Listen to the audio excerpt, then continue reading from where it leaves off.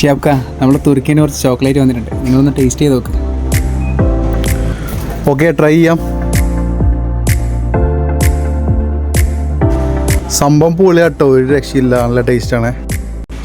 നമ്മുടെ Turkish chocolate ക്രാഫ്റ്റിൻ്റെ ഒരുപാട് chocolate ചെറിയ അഫോർഡബിൾ പ്രൈസിലാണ് നമ്മൾ കൊടുക്കുന്നുണ്ടോ. അപ്പോൾ നിങ്ങൾ ഗ്രാൻഡ് ഹൈപ്പർ മാർക്കറ്റിൻ്റെ എല്ലാ ഔട്ട്ലെറ്റിലും ഇത് അവൈലബിൾ ആണ്.